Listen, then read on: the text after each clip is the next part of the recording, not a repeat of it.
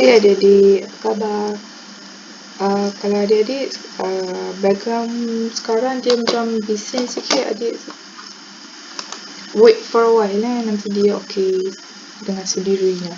So hari ni kita nak belajar sains tingkatan 4 KSSM. So macam ni lah buku teks adik, ya. This is how your book text should look like. So, jom kita pergi tema 1.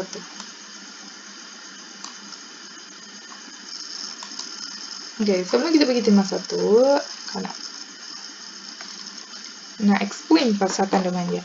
Okay, kita ada 4 buah tema dalam sains kita, dalam sains tingkatan 4 dan 12 chapter, 12 bab. So, tema 1 dia mempunyai 3 bab dan tema lain dengan bab-bab dia yang sendiri.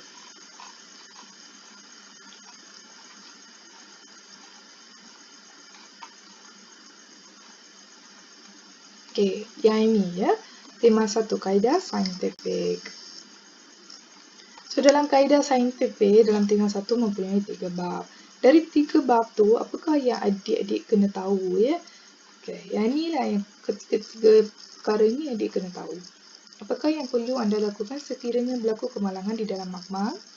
Tahukah anda apa itu CPR? Bagaimanakah kita boleh mengukur tahap kesihatan badan kita? So, bila kita dah habis tema 1 yang merangkumi 3 bab, adik-adik boleh boleh menjawab ketiga-tiga soalan ni, or at least you must have idea. Apa yang soalan ni cuba minta? Okay?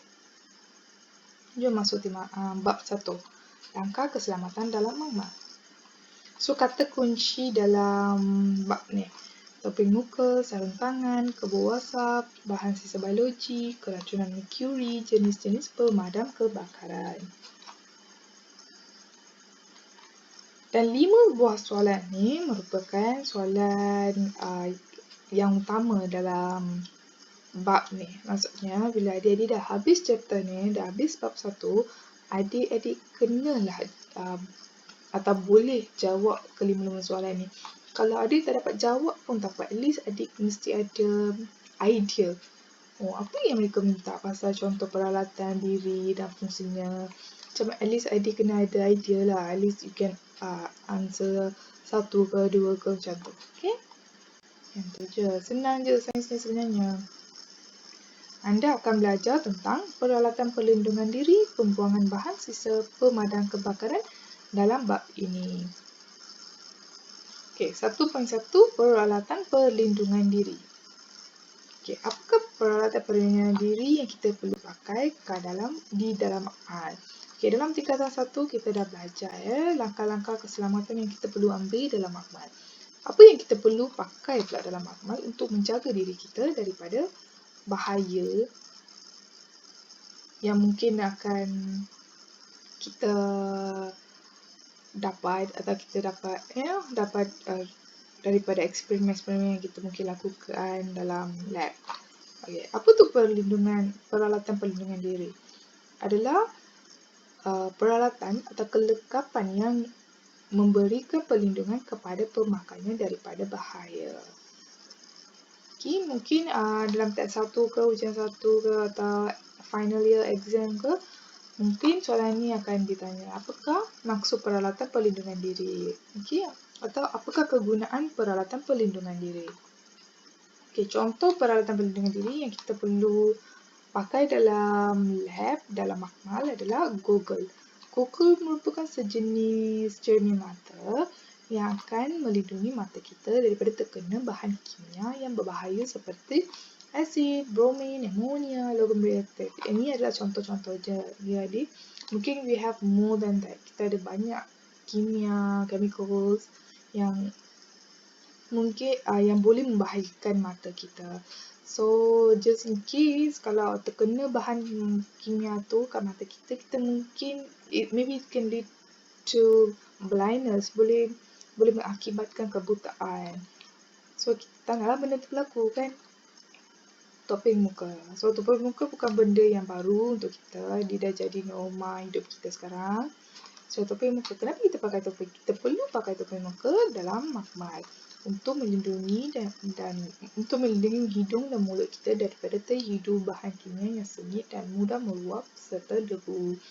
So bila kita buat eksperimen, mungkin masa kita mix two chemicals together or many chemicals together, dia akan produce smell yang tak baik, yang boleh menyebabkan diri kita sakit. So kita tak naklah smell, inhale benda-benda tu. So and also debu. Okay, debu pun tak okay, especially for asthma students, asthma patient. Debu boleh menyebabkan asma lebih teruk. So kita pakai topeng muka. Sarung tangan. Sarung tangan yang dibuat daripada kertas melindungi tangan kita daripada bahan kimia yang berbahaya. So mungkin kita tersentuh bahan kimia yang berbahaya. So we want to avoid that bahan kimia daripada making damages to our skin, to our hand. Kan mungkin kita kena burn ke, kita kena iritasi ke daripada bahan kimia tu. So kita kena pakai gloves, okay, yang dibuat daripada getah. Baju makmal, lab coats. Lab coats ni macam baju yang selalu doktor pakai. Okay, but it should be somewhere different lah, right? Baju makmal terdiri daripada lapisan keselamatan dan mudah dibuka sekiranya berlaku kecemasan. Baju makmal penting untuk melindungi kerosakan pada pakaian. So kita pakai baju makmal ni to avoid untuk lindung kerosakan pada pakaian kita. Maksudnya pakaian pinafore lah. Kita pergi makmal di sekolah kan, so kita nak lindung pakaian pinafore kita daripada terkena bahan kimia atau terkena kebakaran kan. Kita tak naklah benda-benda macam tu berlaku kepada pinafore kita. Dah lah pinafore mahal. So and also lebih senang untuk kita nak buka lab coat ni. Okay, bila terkena kebakaran ke atau asid ke, kita boleh buka, buang je lab coat tu. Kita tak boleh lah kalau pinafore macam mana kita tak boleh lah kita nak throw that pinafore at that moment, at that instant moment macam mana kan. So pentinglah pakai baju makmal tu. Kasut bertutup atau kasut keselamatan perlu dipakai ketika dalam makmal untuk lindung kaki kita daripada tumpahan bahan kimia dan serpihan kaca. So dalam sekolah kita memang pakai kasut bertutup. So maybe kasut keselamatan tidak diperlukan dalam lab kan, except if your teachers or your lab assistant ask you to wear kasut keselamatan, then maybe you need one. Tapi selalunya kita pakai kasut bertutup dah cukup to protect our feet, untuk lindung kaki kita daripada terkena bahan kimia. Atau kita kan guna termometer, kita guna beaker, kita guna alat-alat di makmal yang made of glass. So kalau kita tidak sengaja jatuh ke, so kita tak naklah serpihan kaca tu kena kaki kita. So it's to protect our legs, our feet. Okay. Peralatan perlindungan diri di dalam makmal. Kalau just now kita belajar apa yang kita perlu pakai dalam lab untuk protect diri kita, kat sini kita nak belajar apa yang peralatan perlindungan yang disediakan oleh sekolah di dalam makmal untuk kita. Kabinet aliran laminat, laminar flow cabinet. Kabinet ini digunakan untuk mengelakkan kontaminasi semasa aktiviti berkaitan dengan mikrobiologi dijalankan. So kabinet ini kabinet dia digunakan untuk to protect kita punya spesimen. So daripada kontaminasi. Kontaminasi maksudnya kontaminasi daripada udara. Udara kita ni ada banyak sangat kotoran yang kita dapat nampak dengan mata kasar kita. So bila kita buat eksperimen yang merangkumi sel hidup, kita tak naklah sel tu contaminated, tak nak dia polluted, tak nak dicemari oleh benda-benda yang kita tak nampak dalam air. So kita letak spesimen kat sini, lepas tu kita tutup. Okay, Macam COVID juga adik-adik. Macam COVID kita tak nampak kan virus tu dengan mata kasar kita, tapi it's almost everywhere kan. So kita tak nak benda-benda tu berlaku. Dia macam, yang ni pun macam kena quarantine lah. Quarantine dalam kabinet aliran laminar. Okay.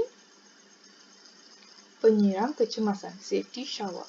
Penyiram kecemasan digunakan untuk membersih dan membilas bahagian badan atau pakaian yang terkena bahan kimia dengan segera. So keyword kat sini adalah segera. So sekiranya kalau anggota badan kita atau baju kita terkena bahan kimia atau benda yang tak sepatutnya kena kat baju kita atau badan kita, kita pergilah cuci dengan safety shower ni dengan segera. It's for emergency purpose. Okay. Pembilas mata, eye wash station, untuk membilas dan mencuci mata yang terkena bahan kimia dengan segera. So ideanya kat sini, kata kuncinya di sini, segera mencuci mata yang terkena bahan kimia. So masa buat eksperimen, excited tiba-tiba terkena bahan kimia ke, cepat-cepat pergi pembilas mata ni kita cuci. Okay. Kebuk wasap, fume chamber, untuk digunakan untuk eksperimen yang menggunakan bahan yang mudah meruap, mudah terbakar, beracun, mengakis dan berbau.